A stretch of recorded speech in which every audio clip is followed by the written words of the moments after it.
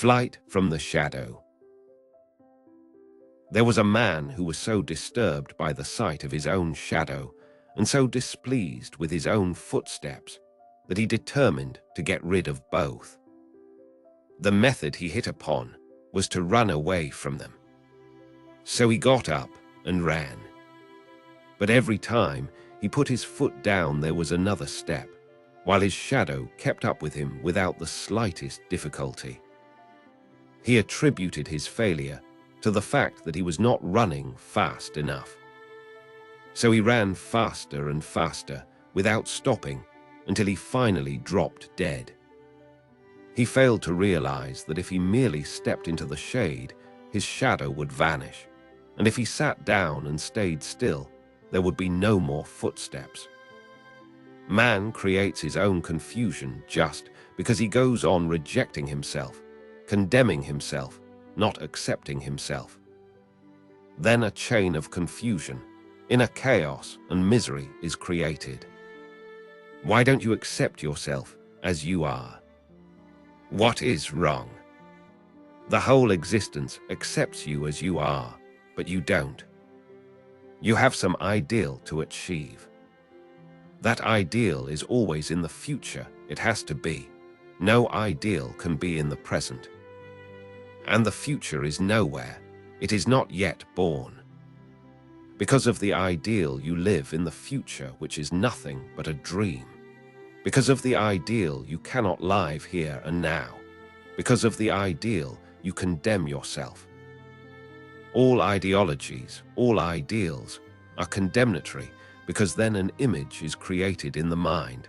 And when you go on comparing yourself with that image, you will always feel that something is lacking, something is missing. Nothing is lacking and nothing is missing.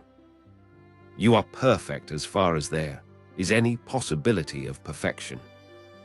Try to understand this, because only then will you be able to understand Zhuangzi's parable. It is one of the most beautiful parables that anybody has ever talked about, and it goes very deep into the very mechanism of the human mind. Why do you go on carrying ideals in the mind? Why are you not enough as you are? Just at this moment, why are you not like gods? Who is interfering? Who is blocking your path? This very moment, why can't you enjoy and be blissful? Where is the block? The block comes through the ideal. How can you enjoy? You are filled with so much anger. First, the anger has to go. How can you be blissful? You are filled with so much sexuality. First, the sex has to go. How can you be like gods, celebrating this very moment? You are filled with so much greed, passion, anger. First, they have to go. Then you will be like gods. This is how the ideal is created, and because of the ideal, you become condemned. Compare yourself with the ideal, and you will never be perfect. It is impossible. If you say if, then bliss is impossible, because that if is the greatest disturbance. If you say, when these conditions are fulfilled, then I will be blissful, then these conditions are never going to be fulfilled. And secondly, even if these conditions are fulfilled, by that time, you will have lost the very capacity to celebrate and enjoy. And moreover, when these conditions are fulfilled, if ever, because they cannot be fulfilled, your mind will create further ideals. This is how you have been missing life for lives together. You create an ideal, and then you want to be that ideal. Then you feel condemned and inferior. Because of your dreaming mind, your reality is condemned. Dreams have been disturbing you. I tell you just the opposite. Be like gods this very moment. Let there be anger, let there be sex, let there be greed. You celebrate life, and by you will feel more celebration, less anger, more blissfulness, less greed, more joy, less sex. Then you have hit upon the right path. It is not otherwise. When a person can celebrate life in its totality, all that is wrong disappears. But if you try first to make arrangements for the wrong to disappear, it never disappears. It is just like fighting with darkness. Your house is filled with darkness, and you ask, "How can I light a candle?" This is what you have been doing. You say that first greed must go, then there will be samadhi, ecstasy. You are foolish. You are saying that first the darkness must go, then you can light a candle, as if darkness can hinder you. Darkness is a non-entity. It is nothing. It has no solidity to it. It is just an absence, not a presence. It is just the absence of light. Light the light, and darkness disappears. Celebrate, become a blissful flame, and all that is wrong disappears. Anger, greed, sex, or whatsoever else you name, are not solid. They are just the absence of a blissful, ecstatic life. Because you cannot enjoy. You are angry, it is not that somebody creates your anger. Because you cannot enjoy, you are in so much misery. That is why you are angry. Others are only excuses. Because you cannot celebrate, love cannot happen to you, hence sex. That is settling for shadows. It is one of the most patent stupidities of humanity, the most ancient. And it follows everybody. It is difficult for you to think that at this very moment you are gods, but I ask you, what is lacking? What is missing?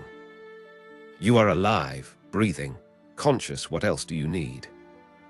This very moment be like gods. Even if you feel that it is just an as if, don't bother.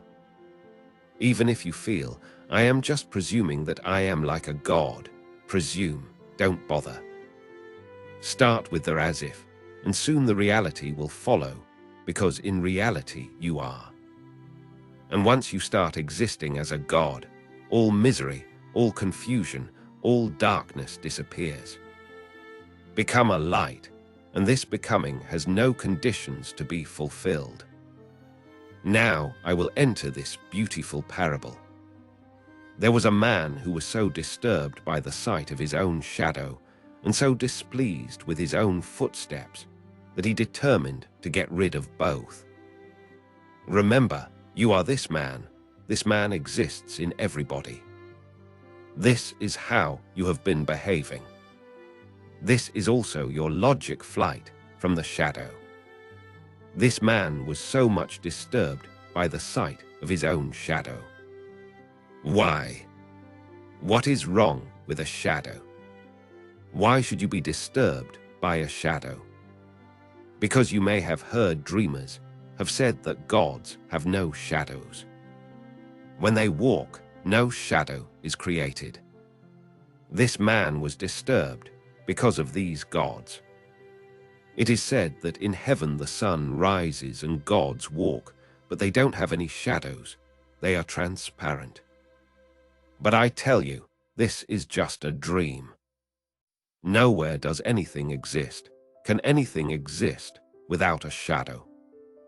If it is, then a shadow will be created.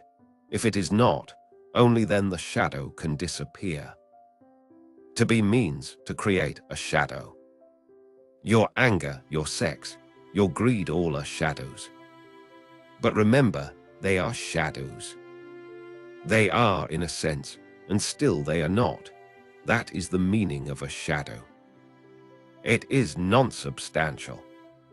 A shadow is just an absence. You stand, the sun's rays fall on you, and because of you, a few rays cannot pass. Then the figure is created, the figure of the shadow. It is just an absence. You obstruct the sun. That is why the shadow is created. The shadow is not substantial. You are substantial. You are substantial. That is why the shadow is created.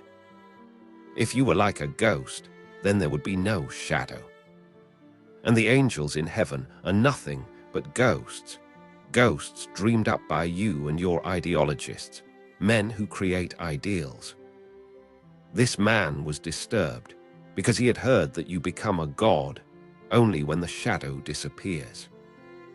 There was a man who was so disturbed by the sight of his own shadow and so displeased with his own footsteps that he determined to get rid of both.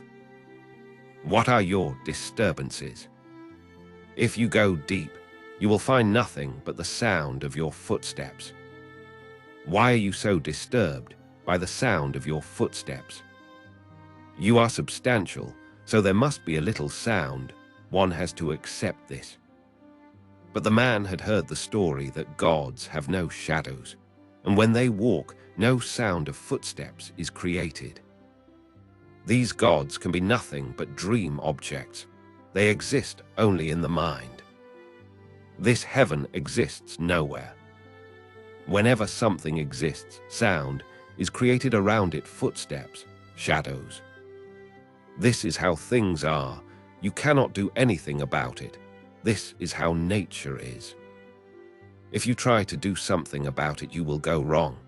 If you try to do something about it, your whole life will be wasted, and in the end, you will feel that you have not reached anywhere. The shadow remains, the footsteps make sounds, and death is knocking at the door. Before death knocks, accept yourself, and then a miracle happens. That miracle is that when you accept yourself, you don't run away from yourself. Right now, each one of you is running away from himself. Even if you come to me as part of your escape from yourself. That is why you cannot reach me. That is the gap. If you have come to me as an escape from yourself, you cannot come to me, because my whole effort is to help you not to escape from yourself. Don't try to escape from yourself. You cannot be anybody else.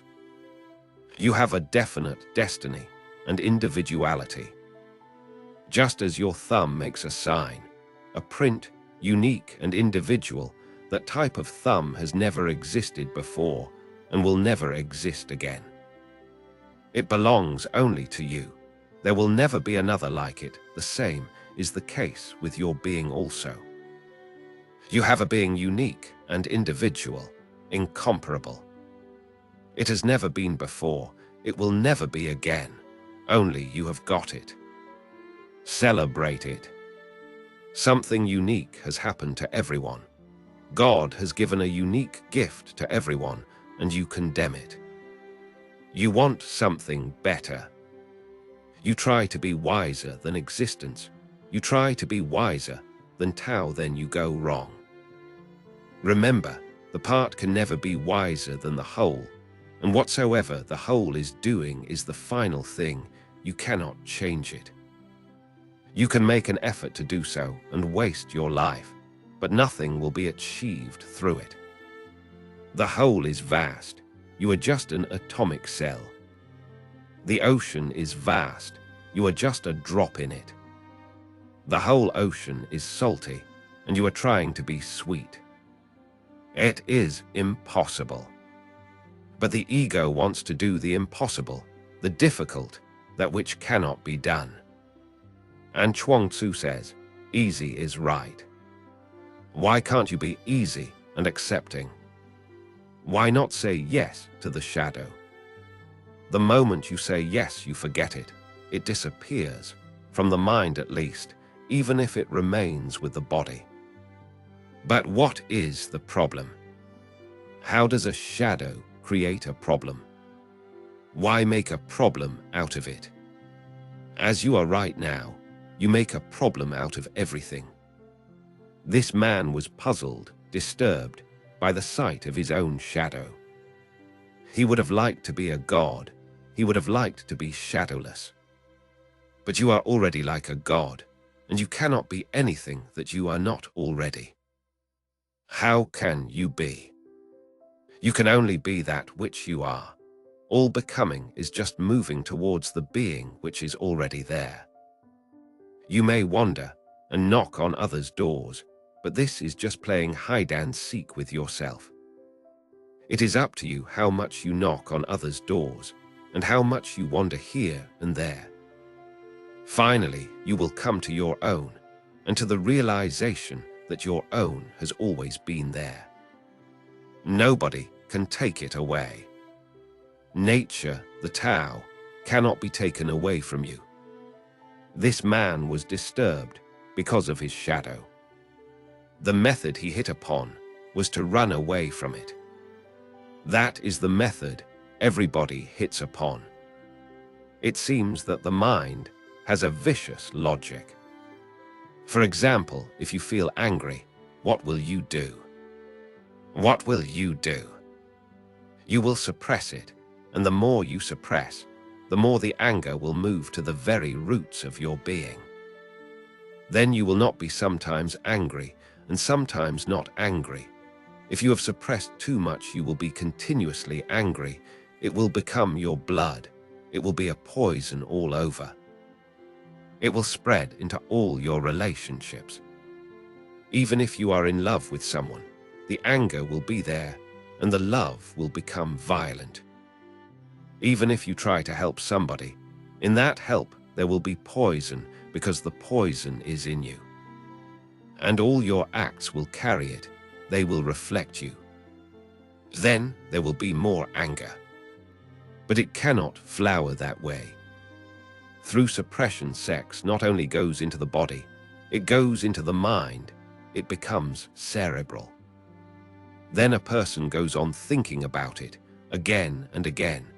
Hence so much pornographic literature in the world. Why do people like to see pictures of naked women? Are women not enough? They are more than enough. So what is the need? The picture is always more sexual than a real woman. A real woman has a body and a shadow, and her footsteps will be there, and sound will be created. A photograph is a dream. It is absolutely mental, cerebral, and it has no shadow. A real woman will perspire, and there will be a smell of the body. A picture never perspires, and there is no smell of the body. A real woman will be angry. A picture is never angry. A real woman will age, will become old. A picture always remains young and fresh. A picture is just mental. Those who suppress sex in the body become mentally sexual.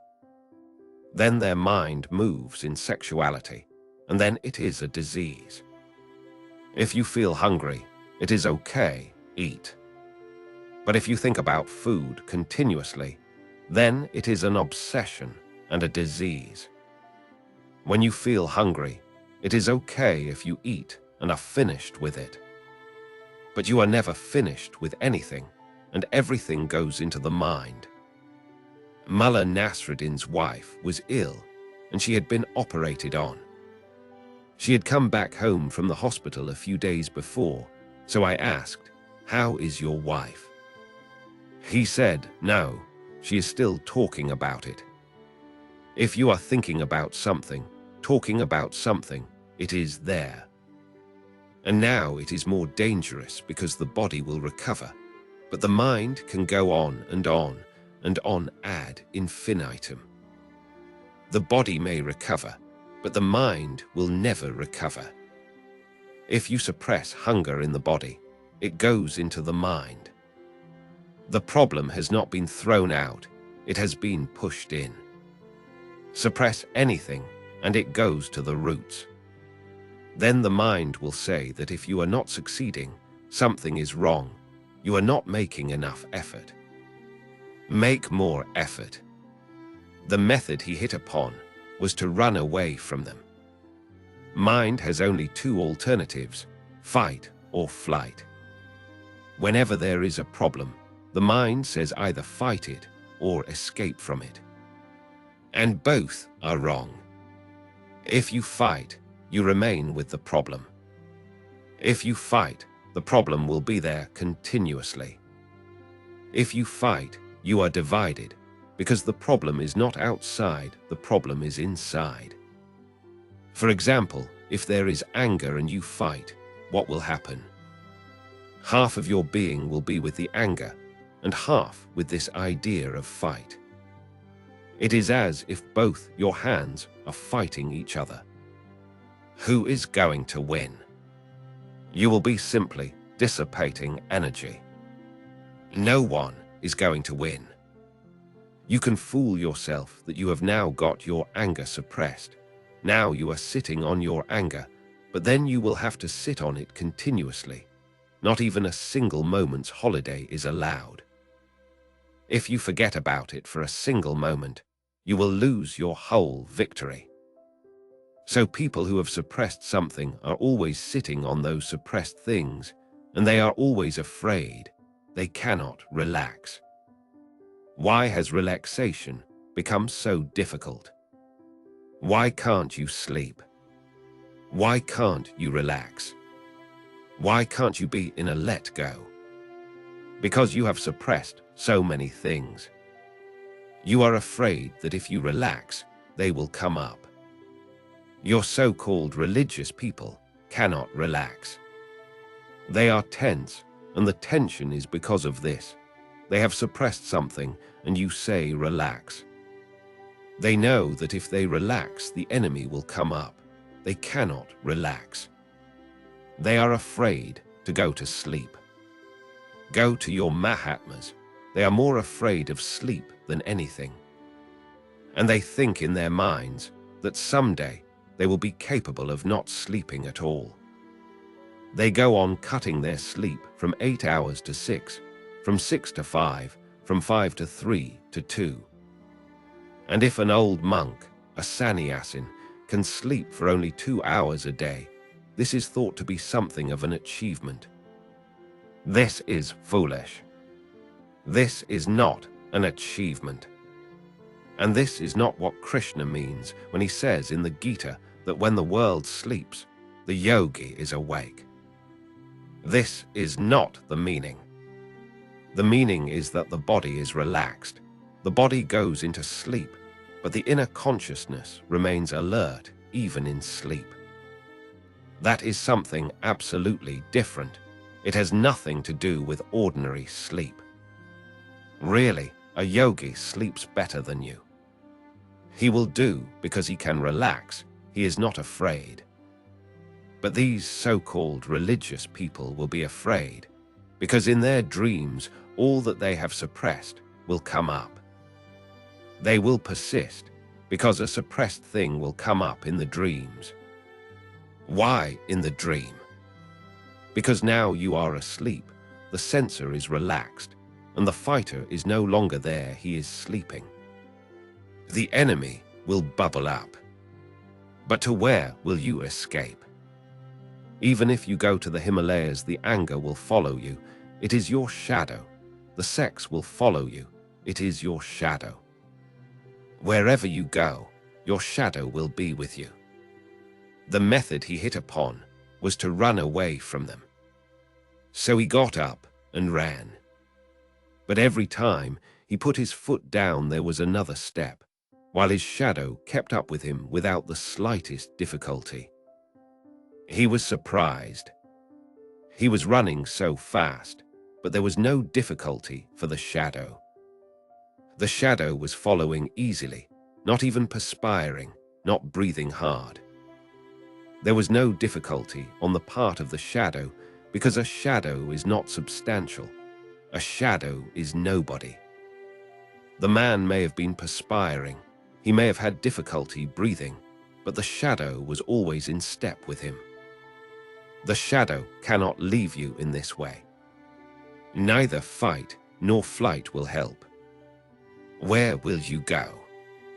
Wherever you go, you will carry yourself with you and your shadow will be there. He attributed his failure to the fact that he was not running fast enough. So he ran faster and faster without stopping until he finally dropped dead.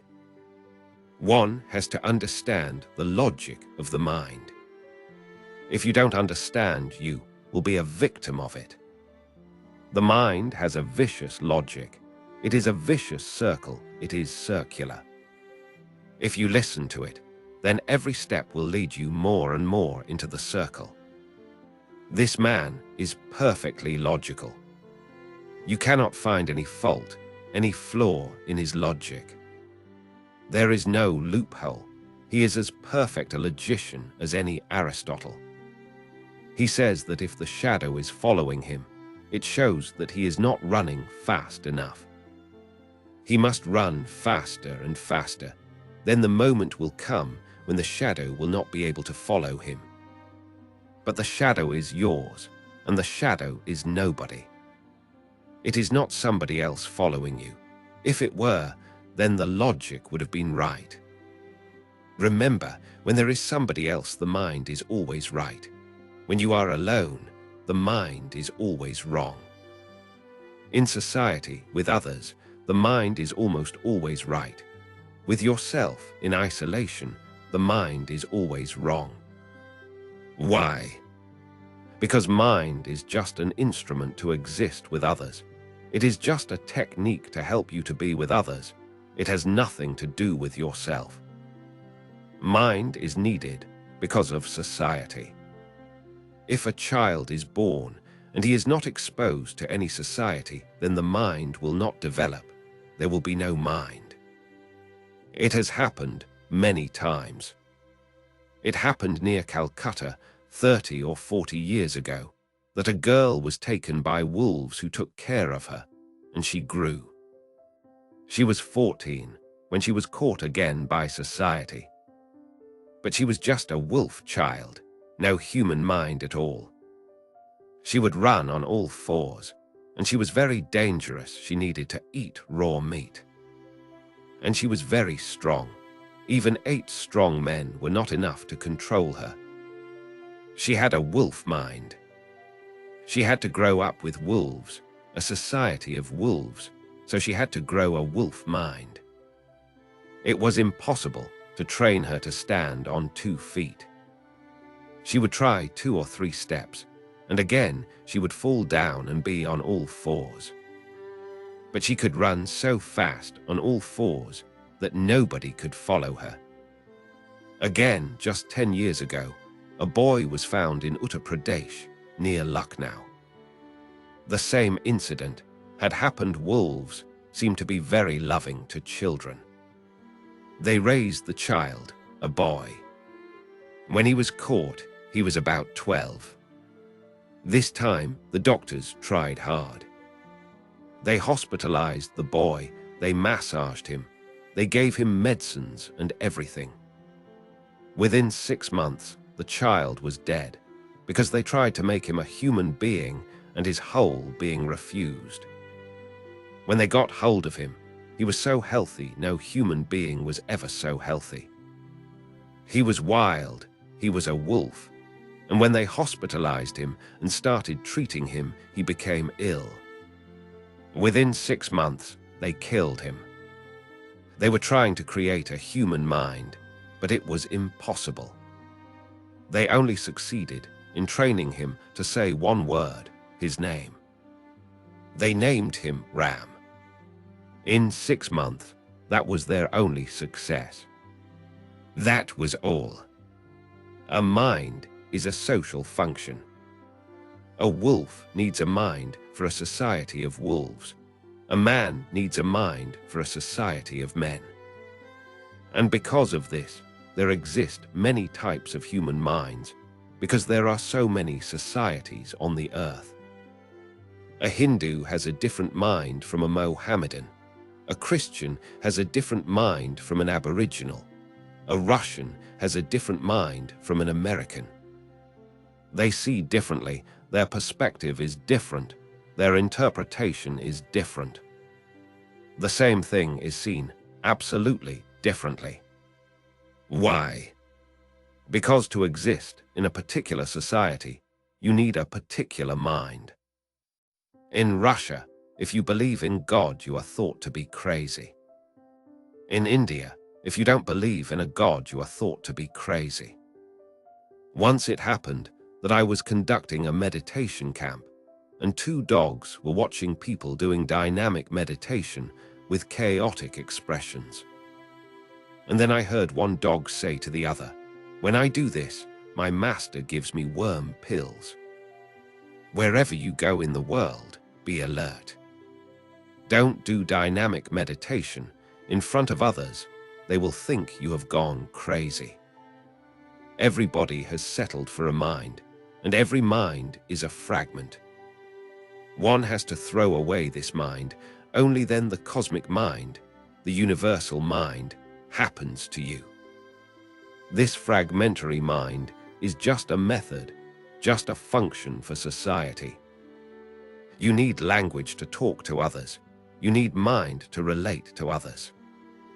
Remember, mind is almost always right when you are using it with others, and it is almost always wrong when you start using it with yourself.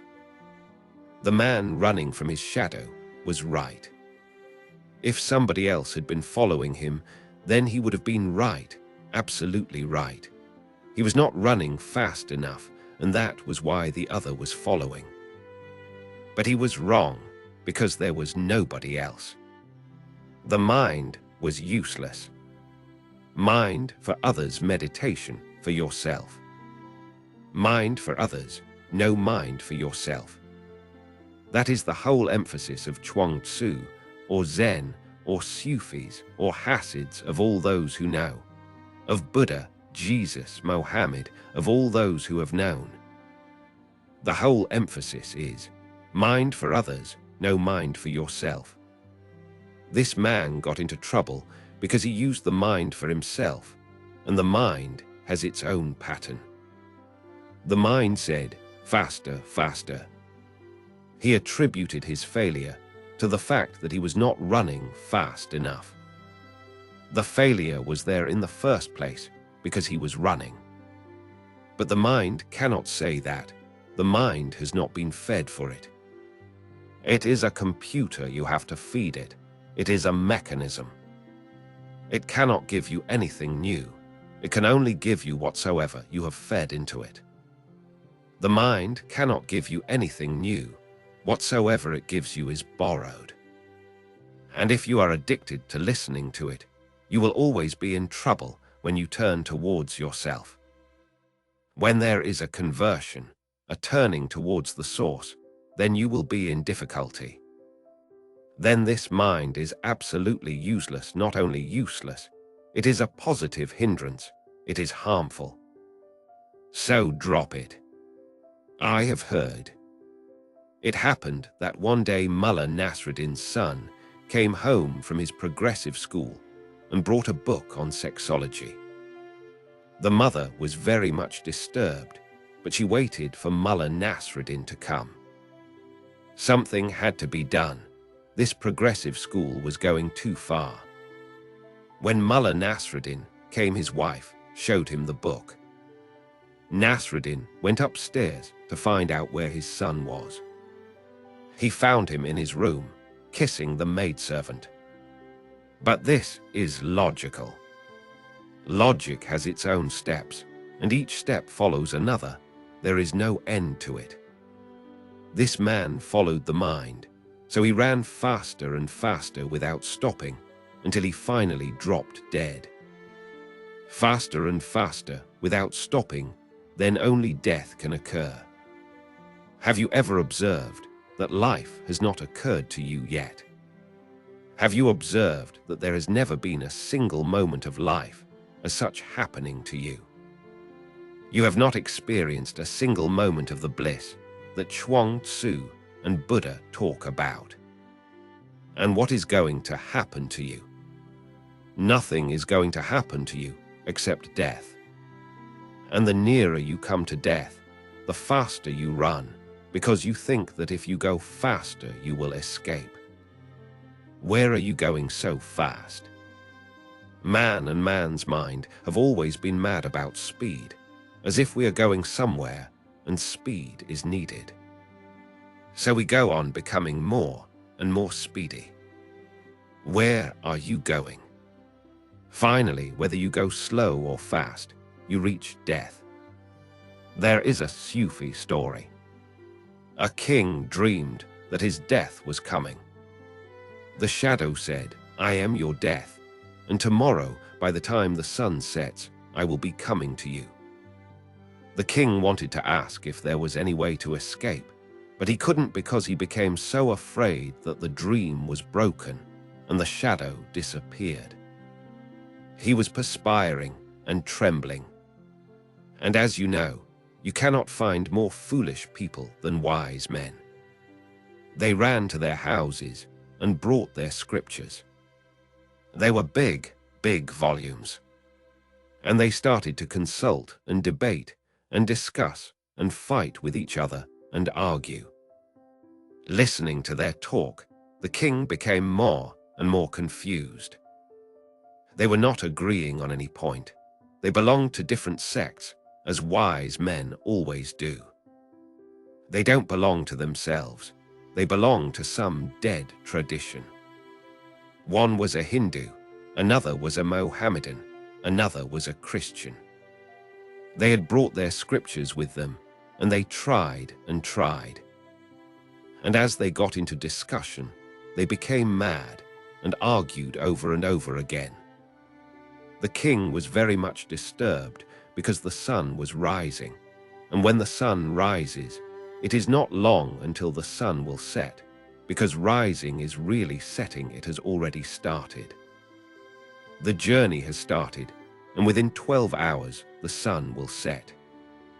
Then one old man, who had served the king for his whole life, came near and whispered in his ear, "It is better that you escape, because these people will never come to any conclusion." Wise men have never reached any conclusion. They will discuss and debate, and their death will come, but the conclusion will not come. My suggestion is that when death has warned you, it is better that you escape from this palace at least. This advice appealed to him. It was absolutely right. When man cannot do anything, he thinks of flight, escape. The king had a very fast horse. He got onto it and escaped. He was very happy, and faster he went, because it was a life and death problem. Again and again, he looked back to see if the shadow was coming, but there was no shadow. He was happy, death was not there, and he was escaping. By the time the sun was setting, he was hundreds and hundreds of miles away from the capital. Suddenly, as he was talking to and thanking the horse, he felt the same hand that he had felt in the dream. He looked back. The same shadow was there, and Death said, "I would also like to thank your horse. He is really fast. I have been waiting under this banyan tree all day, and I was worried about whether you would be able to reach it or not. The distance was so great. Where are you going? Where will you reach? All this flight and escape will bring you under the banyan tree.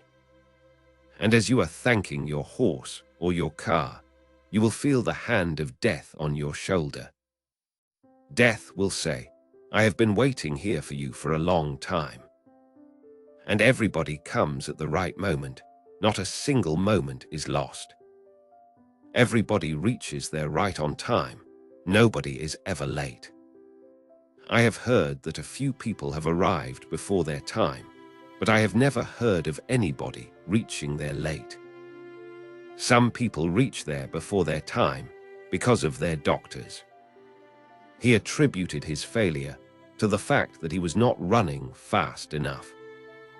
So he ran faster and faster without stopping until he finally dropped dead. He failed to realize that if he merely stepped into the shade, his shadow would vanish.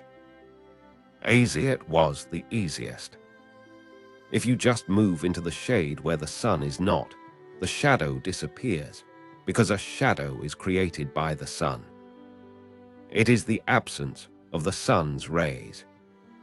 If you are under a tree in the shade, the shadow disappears. He failed to realize that if he merely stepped into the shade, his shadow would vanish.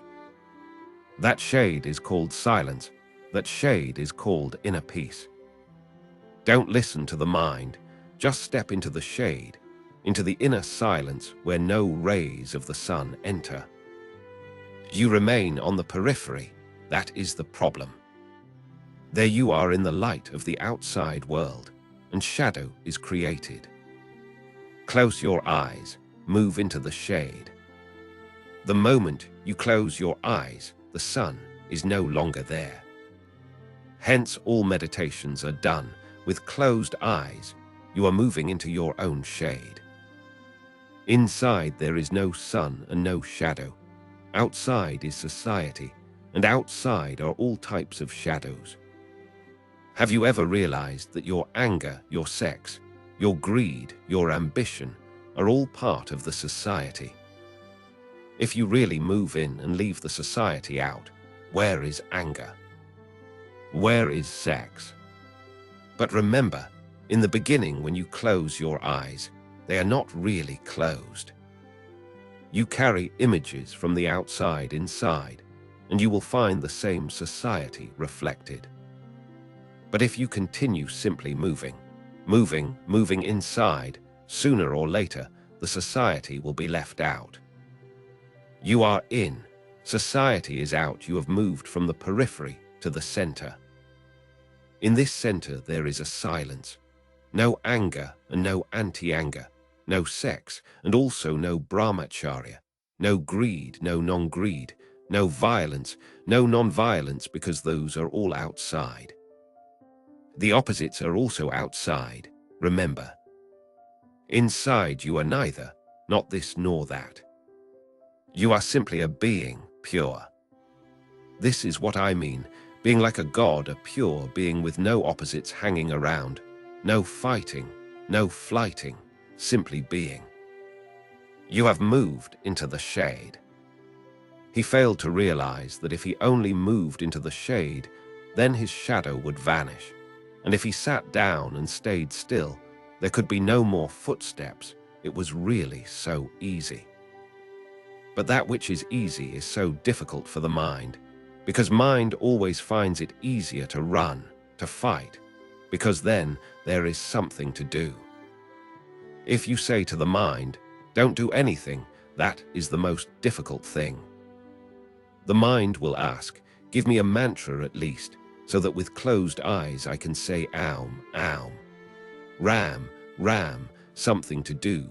Because how can we remain without doing anything, without something to run after, to chase? Mind is activity, and being is absolute inactivity. Mind is running, being is sitting. The periphery is moving, the center is not moving. Look at a bullock cart moving, the wheel is moving, but the center around which the whole wheel moves is static, absolutely static, non-moving. Your being is eternally unmoving, and your periphery is continuously moving. This is the point to remember in dervish dancing. When you do it, let the body become the periphery, the body moves, and you are eternally unmoving. Become a wheel. The body becomes the wheel, the periphery, and you are the center.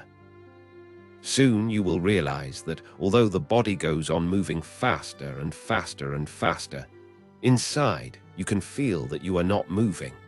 And the faster the body moves, the better, because then the contrast is created.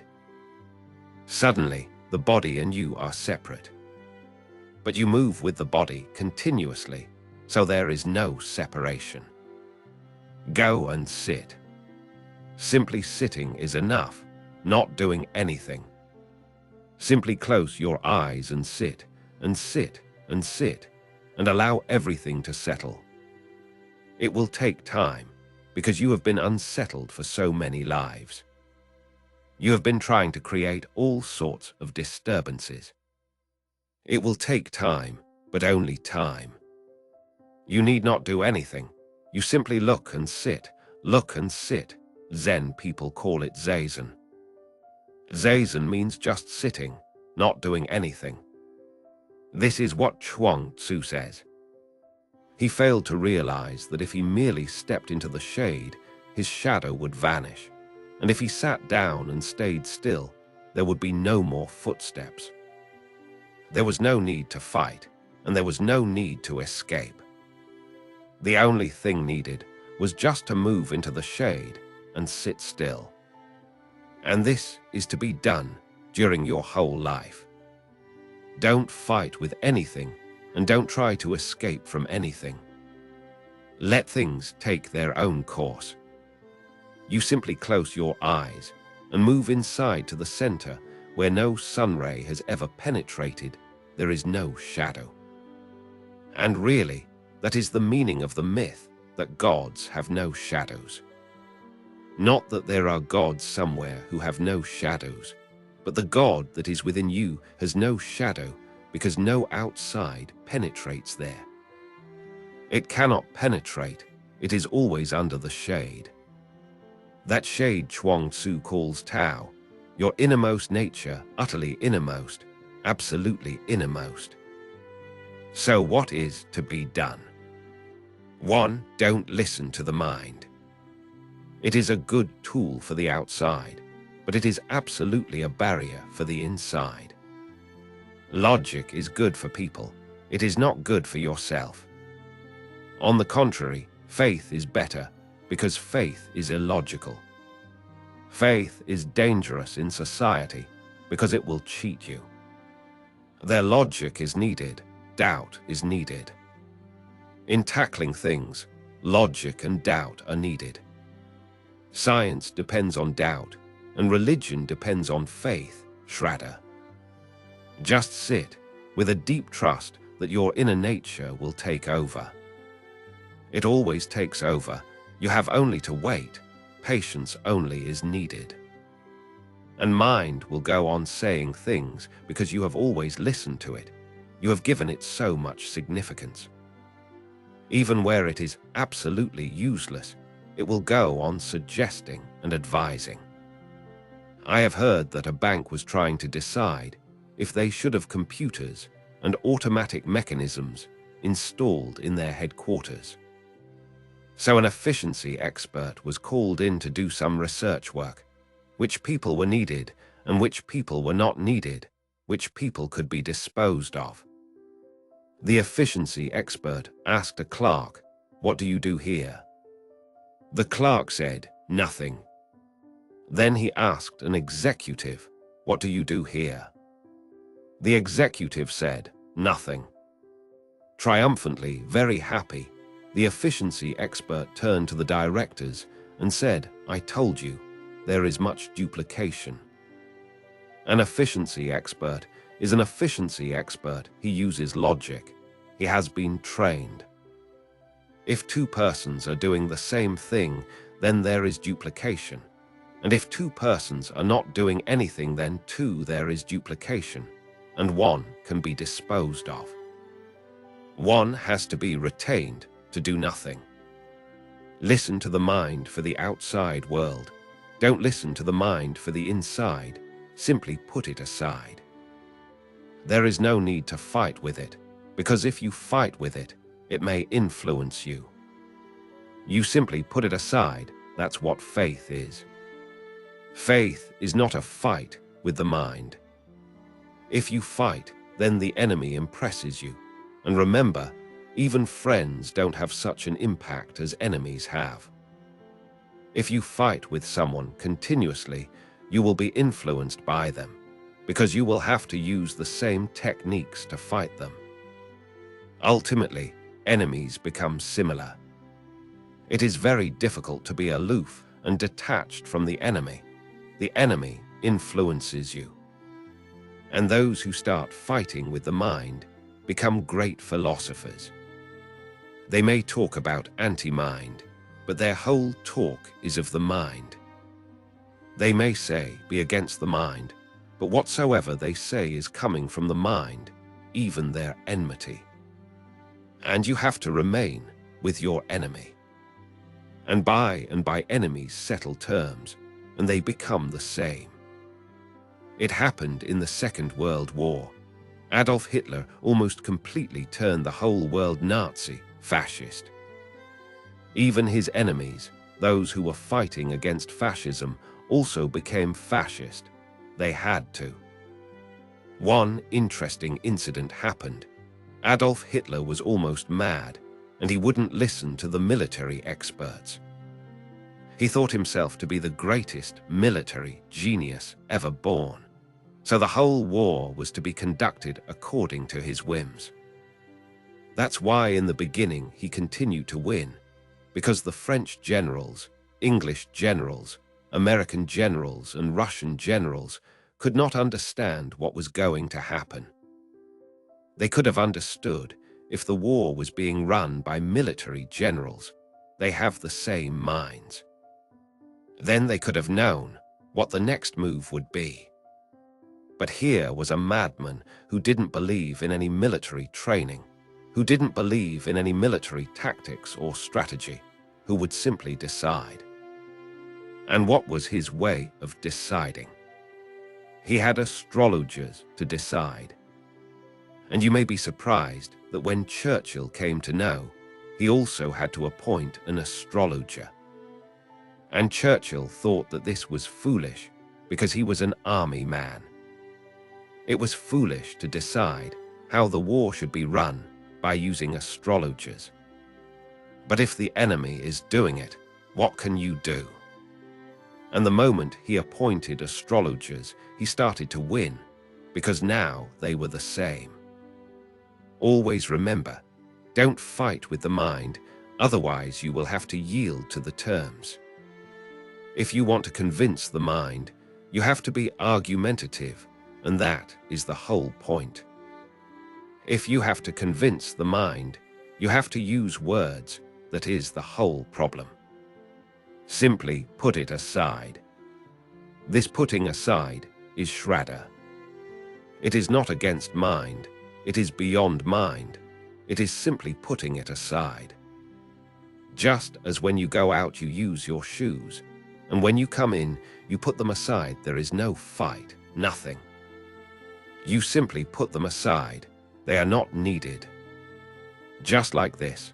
Easy is right, there is no fight. Easy is right, there is no struggle and conflict. You simply put mind aside, move into the inner shade and sit. Then no footsteps are heard and no shadow follows you. You become godlike. And you can become only that which you are already. So I tell you, you are godlike, you are gods. Don't settle for less than that. And don't create any ideal, otherwise you will create conflict and condemnation, escaping and fighting, and your whole life becomes a riddle.